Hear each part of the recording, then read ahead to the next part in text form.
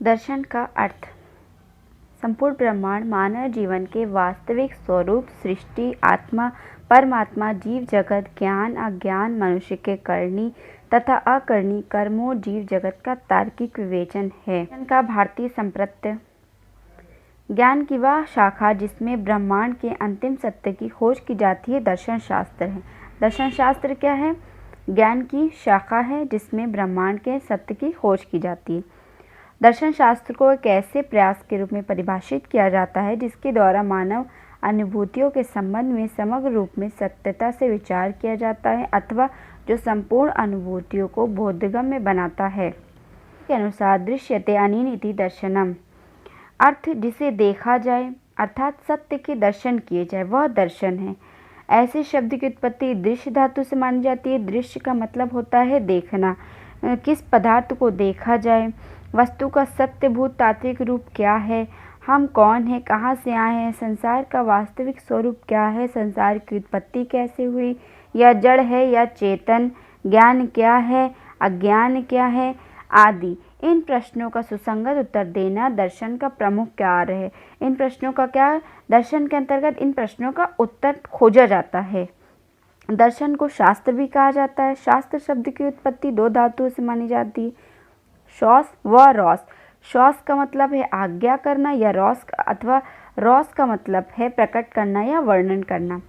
दर्शन व बोधक शास्त्र है जिसमें वस्तु के सच्चे स्वरूप का वर्णन किया जाता है। दर्शन शास्त्र में क्या किया जाता है? वस्तु के सच्चे स्वरूप का वर्णन किया जाता है। दर्शन इस अर्थ में अनुभूति का विषय है। डॉक्टर सर्वपल्ली राधाकृष्णन के शब्दों में दर्शन सत्य के स्वरूप की तार्किक विवेचना है। दर्शन का पाश्चात्य संप्रत्य। पाश्चात्य जगत में दर्शन का पाश्चात्य संप्रत्य। पाश्चात्य जगत में दर्शन का सर्वप्रथम विकास यूनान में हुआ। दर्शन अंग्रेजी भाषा के फिलॉसफी शब्द का रूपांतर है। इस शब्द की उत्पत्ति ग्रीक के दो शब्दों फिलॉस तथा सोफिया से हुई है। फिलॉस का अर्थ है प्रेम अथवा अनुराग और सोफिया का अर्थ है ज्ञान तथा अर्थात फिलॉसफी का शाब्दिक अर्थ ज्ञान के प्रति अनुराग अथवा ज्ञान का प्रेम है। ग्रीस में सबसे पहले यह शब्द उपयोग किया गया था। जो व्यक्ति ज्ञान की खोज में लगा रहता है उसे फिलॉसफर कहते हैं। प्लेटो दर्शन को इसी रूप में स्वीकार करते हैं। उनके अनुसार वह व्यक्ति जो सभी प्रकार का ज्ञान प्राप्त करने की इच्छा रखता है और सीखने के लिए सदैव उत्सुक या तत्पर रहता है और कभी भी संतोष प्राप्त करके रुकता नहीं है, वास्तव में वो दार्शनिक है। प्लेटो के अनुसार क्या कि जो निरंतर ज्ञान की खोज में लगा रहता है वो व्यक्ति दार्शनिक है। प्लेटो के अनुसार पदार्थ के सनातन स्वरूप का ज्ञान प्राप्त करना ही दर्शन है। पहले फिलॉसफी में विज्ञान आता था, अब इसमें ब्रह्मांड, जगत, ईश्वर समान रूप से अध्ययन किया जाता है। दर्शन की परिभाषा। उपनिषद के अनुसार दृश्यते अनेन इति दर्शनम। राधा कृष्णन के अनुसार दर्शन सत्य के स्वरूप की तार्किक विवेचना है। अरस्तु के अनुसार दर्शन ऐसा विज्ञान है जो परम तत्व के यथार्थ स्वरूप की जांच करता है। कांट के अनुसार दर्शन बोध क्रिया का विज्ञान और उसकी आलोचना है। फिक्टे के अनुसार दर्शन ज्ञान का विज्ञान है। फिक्टे क्या कहते हैं? दर्शन ज्ञान का विज्ञान है।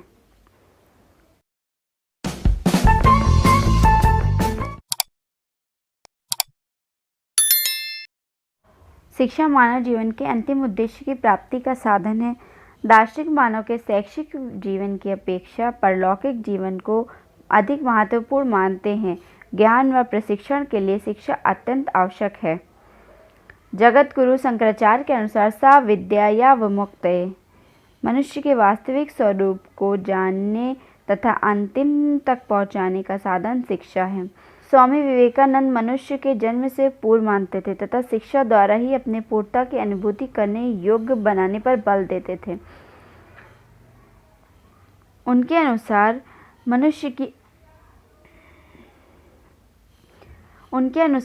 की अंतर्निहित पूर्णता को अभिव्यक्त करना ही शिक्षा है। महात्मा गांधी के अनुसार शिक्षा से मेरा अभिप्राय बालक और मनुष्य के शरीर, मन तथा आत्मा के सर्वज्ञ तथा सर्वोत्कृष्ट विकास से है। महात्मा गांधी जी के अनुसार शिक्षा का संबंध मनुष्य के या बालक के सर्वज्ञ विकास से है। हर्बर्ट स्पेंसर के अनुसार शिक्षा का अर्थ अंतः शक्तियों का बाह्य जीवन में समन्वय स्थापित करना है।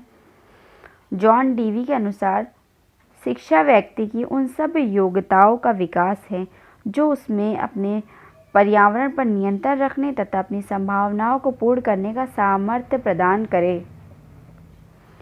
भौतिकवादी चार्वाकों के अनुसार शिक्षा वह है जो मनुष्य को सुखपूर्वक जीवन व्यतीत करने योग्य बनाती है।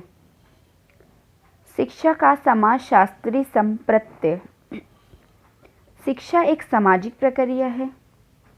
शिक्षा अविचल प्रक्रिया मतलब एक जगह से दूसरी जगह जा सकती है। शिक्षा ध्रुवीय प्रक्रिया। शिक्षा एक विकास की प्रक्रिया। शिक्षा के द्वारा बालक या मनुष्य का विकास होता है। शिक्षा गतिशील प्रक्रिया है जो जीवन पर्यंत निरंतर चलती रहती है। शिक्षा का राजनैतिक संप्रत्यय।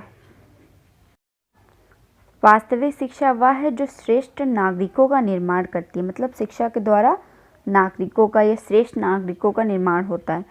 शिक्षा राष्ट्र निर्माण का साधन है। शिक्षा का अर्थशास्त्रीय संप्रत्यय।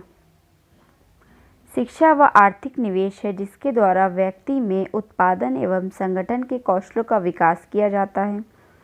इस प्रकार व्यक्ति, समाज और राष्ट्र की उत्पादन क्षमता बढ़ाई जाती है और उनका आर्थिक विकास किया जाता है। शिक्षा एक उत्पादक क्रिया के रूप में स्वीकार की जाती है। शिक्षा एक उत्पादक क्रिया के रूप में स्वीकार होती है। शिक्षा का मनोवैज्ञानिक संप्रत्यय। पेस्टोलॉजी के अनुसार शिक्षा मनुष्य की जन्मजात शक्तियों का स्वाभाविक समारंभ और प्रगतिशील विकास है। फ्रोबेल के अनुसार शिक्षा वह प्रक्रिया है जिसके द्वारा बालक अपनी आंतरिक शक्तियों को बाहर की ओर प्रकट करता है। शिक्षा क्या है? बालक की आंतरिक शक्तियों को बाहर की ओर प्रकट करने में सहायता करती है। शिक्षा का वैज्ञानिक संप्रत्यय। हर्बर्ट स्पेंसर के अनुसार शिक्षा का अर्थ अंतर शक्तियों का बाह्य जीवन में संबंध स्थापित करना। शिक्षा का व्यापक अर्थ। मैकेंजी के अनुसार व्यापक दृष्टि से शिक्षा जीवन पर्यंत चलने वाली प्रक्रिया और जीवन के प्रत्येक अनुभव को द्वारा इसका विकास होता है। दर्शन और शिक्षा। शिक्षा ज्ञान की वह शाखा है जो तार्किक विवेचना पर आधारित है। शिक्षा उच्च मानसिक शक्तियों का कार्य है। शिक्षा मनुष्य के उच्चतम विकास का सोपान है। शिक्षा मानव के विकास के उच्च विकास का एक साधन है। शिक्षा के द्वारा मनुष्य की जन्मजात शक्तियों का विकास होता है। मानव को सभ्य, सुसंस्कृत एवं योग्य नागरिक बनाया जाता है। शिक्षा दर्शन शिक्षा आपस में संबंधित है। दर्शन का शिक्षा पर प्रभाव। दर्शन और शिक्षा का संप्रत्यय। दर्शन और शिक्षा के उद्देश्य। दर्शन और शिक्षा की पाठ्यचर्या। दर्शन और शिक्षण। दर्शन और अनुशासन। दर्शन और विद्यालय। दर्शन और शिक्षा की अन्य समस्याएं। शिक्षा दर्शन के निर्माण की आधारशिला है। शिक्षा दर्शन को जीवित रखती है। शिक्षा दार्शनिक सिद्धांतों को मूर्त रूप देती है। शिक्षा दर्शन को नई समस्याओं से परिचित कराती है। शिक्षा दर्शन को गतिशील रखती है। दर्शन का अध्ययन क्षेत्र या विषय वस्तु। तत्व मीमांसा, ज्ञान मीमांसा, मूल मीमांसा, विज्ञान दर्शन। ये कुछ मीमांसा हैं जिनका प्रभाव दर्शन अथवा शिक्षा दोनों पर पड़ता है तथा यही दर्शन का अध्ययन क्षेत्र है।